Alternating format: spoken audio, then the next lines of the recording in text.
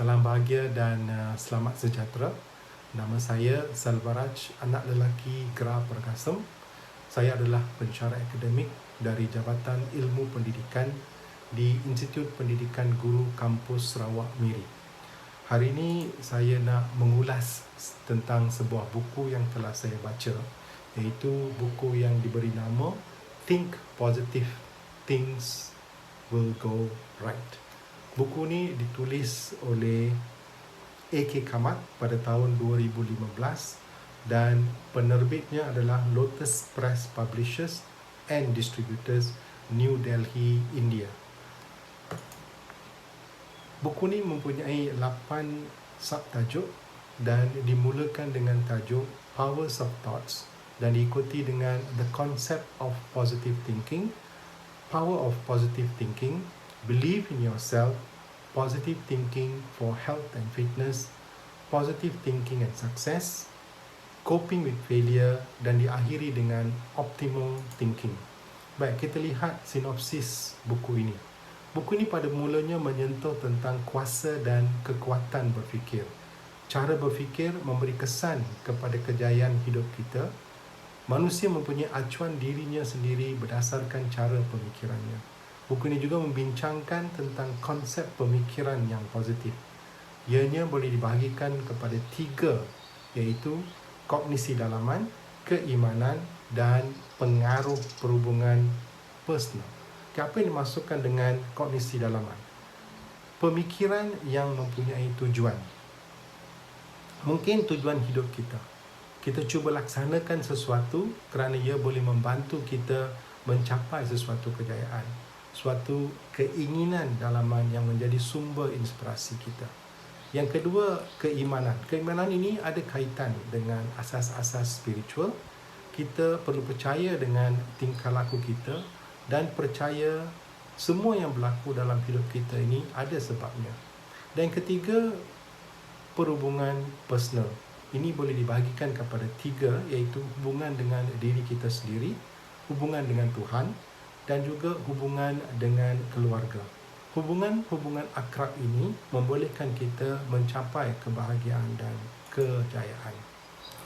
Baik, seterusnya, buku ini juga menjelaskan tentang konsep bercakap dengan diri sendiri ataupun dalam bahasa Inggerisnya dikatakan sebagai positive self-talk. Frasa positif yang dituturkan akan membolehkan individu bertindak dengan lebih berkesan. Contohnya, positive self-talk. Kita boleh kata, saya committed untuk mencapai kecemerlangan. Ataupun, saya tidak akan membiarkan orang lain memikirkan saya ini tidak okey. Saya okey dan saya mencintai diriku dan saya akan dapat apa yang patut saya terima.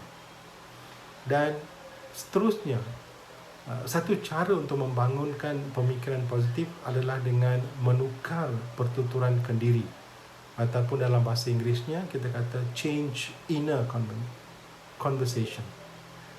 Change inner conversation ini bermaksud kita boleh mulakan dengan apa yang patut saya buat. Pertama, komitmen. Buat satu komitmen positif terhadap diri kita, kerja kita, keluarga kita atau dengan persekitaran kita. Puji diri kita dan juga orang lain. Mimpi untuk berjaya. Yang kedua, buat kawalan diri. Minda harus berfokus kepada perkara-perkara penting. Sediakan matlamat dan berikan keutamaan kepada perkara yang harus kita lakukan.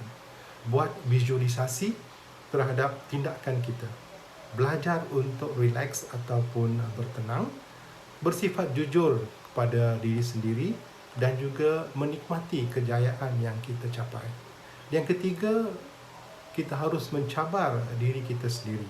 Buat perubahan dan memperbaiki diri setiap hari. Buat yang terbaik. Lihat perubahan itu sebagai satu peluang. Cuba benda-benda yang baru. Lihat pada pilihan yang ada. Jumpa orang baru. Tanya soalan. Sentiasa menjaga kesihatan mental dan fizikal. Dan sentiasa bersifat optimistik. So, buku ini juga menekankan tentang konsep percaya pada diri sendiri.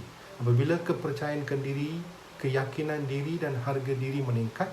Ia dapat mengurangkan kerisauan dan memberi peluang untuk berjaya dengan lebih berkesan. So, pemikiran yang positif juga ada kaitan dengan kesihatan dan kecergasan. Pemikiran positif dikatakan dapat menguatkan lagi sistem ketahanan diri serta membantu kita hidup lebih lama.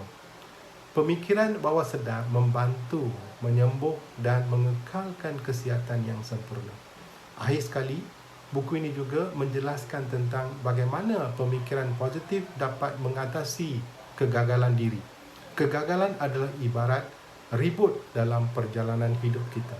Kegagalan boleh diatasi secara bijak dan pragmatik.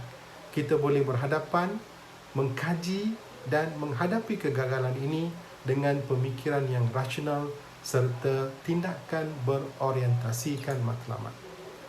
Akhir sekali, bagaimana buku ini membantu saya?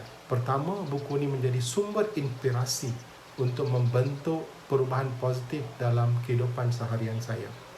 Ia juga memberikan ruang untuk saya mempelajari bagaimana meningkatkan konsepkan diri saya dan merungkai tabiat kerisauan serta membentuk satu matlamat diri yang sesuai demi kesejahteraan diri, keluarga dan masyarakat setempat. Buku ini juga membantu saya menikmati kehidupan ini dengan lebih objektif dan realistik tanpa sebarang tuntutan yang tidak rasional.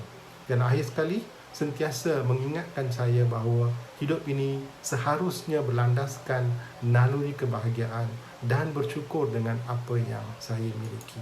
Itu saja ulasan buku untuk kali ini.